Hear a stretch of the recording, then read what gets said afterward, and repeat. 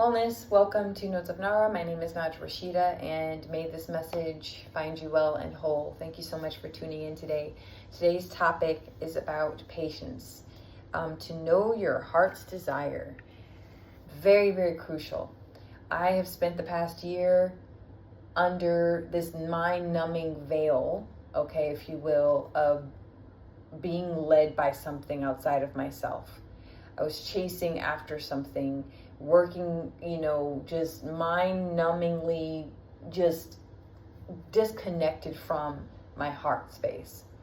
And when you're not leading your life with your heart, life just becomes numb and meaningless and directionless and very stagnant.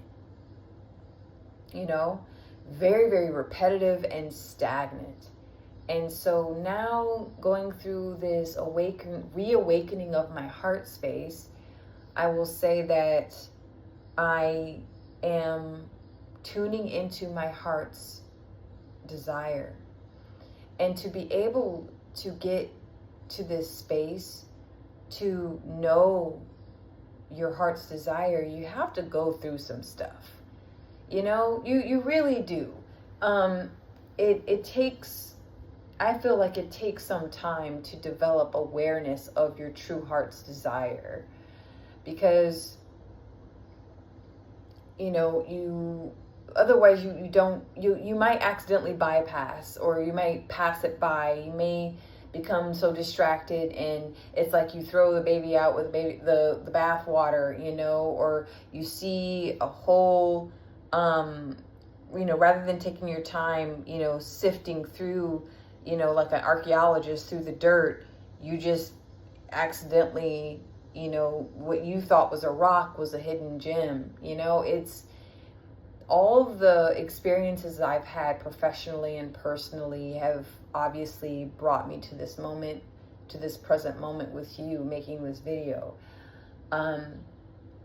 But yeah, it's so fascinating with the reawakening of my heart, and realizing I've allowed external circumstances to lead my life. And when you realign yourself, because we're always in and out of alignment, okay? It's the embracing, the contraction and expansion. We're always contracting and expanding, always. That is the natural flow of life, of existence, of consciousness. And because there are seasons and cycles in your life where you need to conserve, reserve, review, rejuvenate, and contract your energy. And then there are other moments and seasons and cycles in life where you can have to break free and expand and really create and do. And it's a very beautiful thing to be in this type of awareness right now.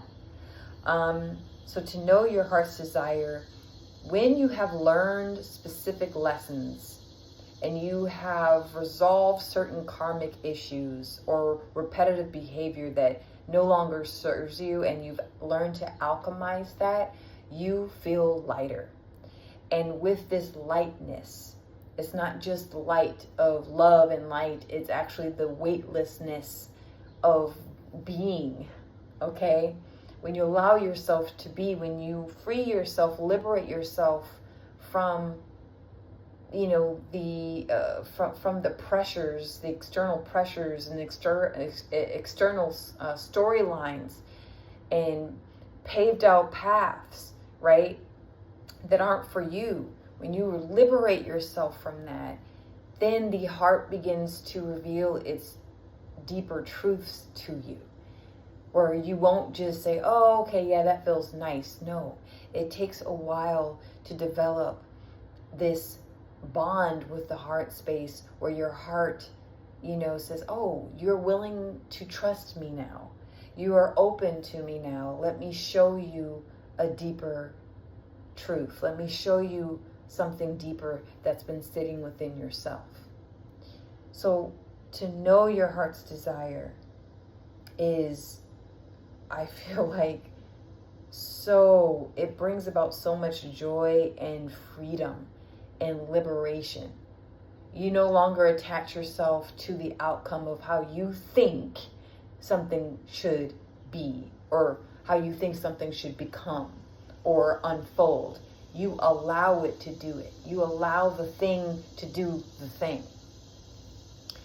And yeah, and it takes great patience. This is something that can't be rushed, you know? Everything has a specific pace. Everything, everyone, every story, every experience has a pace to it. There's a pacing. And sometimes it speeds up, sometimes it slows down. But through all of that, all the lessons, you know, that we go through, sometimes it only takes one time to learn a very difficult lesson. Sometimes it takes multiple times. Sometimes it takes a whole lifetime to liberate and free yourself. And sometimes you just won't learn the lesson, you know, in this lifetime. But the patience I've learned now, like all that has happened to me in the past wasn't for naught. It literally was serving a much deeper and greater purpose. And yes, I feel free. I feel liberated, you know? And of course, whenever you have any kind of awakening, there's this high, this natural high. You feel bliss. You feel open. You feel free and expansive.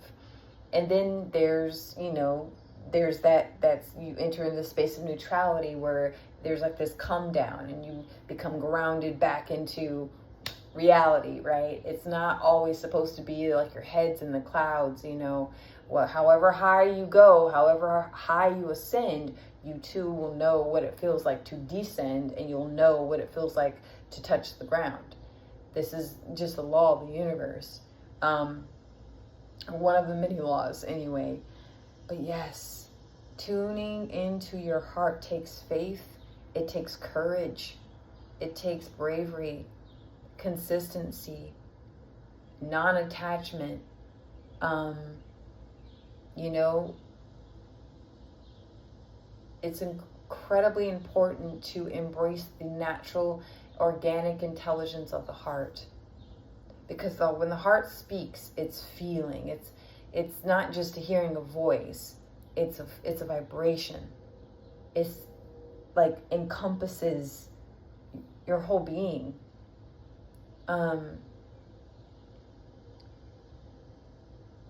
It is a state of being, you know. And I emphasize the patience because you do pay. You do pay a price. You know, it's not easy being human. It's not easy, the lessons that we must learn and then process and integrate and then hope that we don't repeat again and again and again. But when you've learned the lesson, you will feel it. You will feel lighter. When you haven't learned the lesson, it lingers. It lingers in your energy field. It lingers in your body, in your mind, your spirit, your being. People can feel it without you speaking about it. But it's when it's part of your, when you release the lesson because you've learned it, it's a complete, like I feel like a completely different version of myself. When you enter into heart expansion and the reawakening of the heart, you become boundless, grounded, centered, but boundless. You're not imprisoned.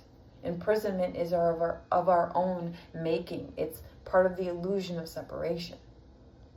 So with this, may this message find you well and whole, and I just wanted to share that with you. Everyone has this. You have your heart's desires within you. You really do. And it's a real experience. You know, to lead with your heart for once takes bravery and courage.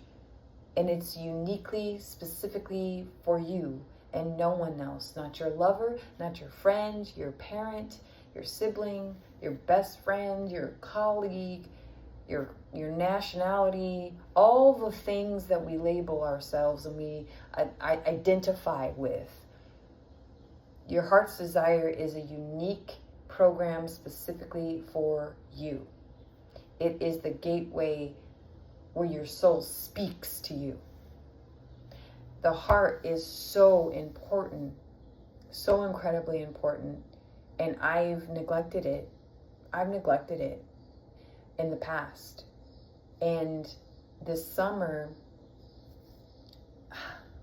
I feel more whole and more complete within myself, that in the coming months with the decisions I will need to make for myself will come from the space where I have faith, where I have confidence, courage and bravery.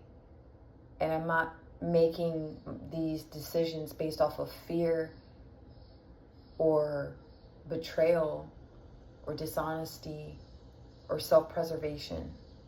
It's truly coming from a space of openness. That is how we're able to receive, is through the degree of openness that we have within ourselves. If we're unable to be open, reciprocity is going to be very, very difficult. If you're putting giving, feeding into something, but yet you're giving from a limited space, how are you able to receive in a balanced way? You must, like Mother Nature, how we treat her, she treats us. It's very simple. We overcomplicate things. Humans overcomplicate just about everything. Everything. I guess it's because we just need more. We feel like we need the excitement. I don't know, the drama. But there's less drama with heart expansion, with the heart opening, heart reawakening. You begin to repurpose certain things. And this is why in my previous video, knowing your priorities, needs, wants, desires is incredibly important. You can be free-flowing and attached to everything and spiritual and woo-woo and all this other stuff, but I believe having those categories, it keeps you centered, it keeps you grounded and focused. Because, you can be in flow. I used to be all hippy-dippy and like, I'm just going to go over here if I feel, Yes, that's very important. That's very feminine energy. But at the same time, we're also here to co-create, and we have to be very aware of how intentional we are and or clarify our intentions and why we're doing what we're doing, right? Because sometimes people say, I'm doing this because it feels good. Okay. If that's your why, that's your why, right? Only your why is very, very personal to you, just like your heart's desires. They're very specific programs that you have to unlock and you have to integrate and work with. No one can give you the answer on how to connect with your heart's desires. Sometimes it takes a ton of experience and then you unlock what's meant for you, what's already within you, right? You don't have to work so hard to manifest your heart's desires, because there's no need to. It's yours. Your heart's desires, you already have it. Truly, you already have it. And it may take some patience for it to, manifest fully, but it's the knowing that you have it, knowing that you are it, that is so important. So may, you guys take what I've shared with you. Again, I don't sit here and preach that I have all the answers, know all the answers, will know all the answers. That's impossible. I'm uniquely having my own unique, life experience, and I'm just here to share some of that with you. There's tons I want to share, way more I want to share for sure, but bit by bit, consistency is important. Thank you so much for sharing this moment with me, and have a wonderful day.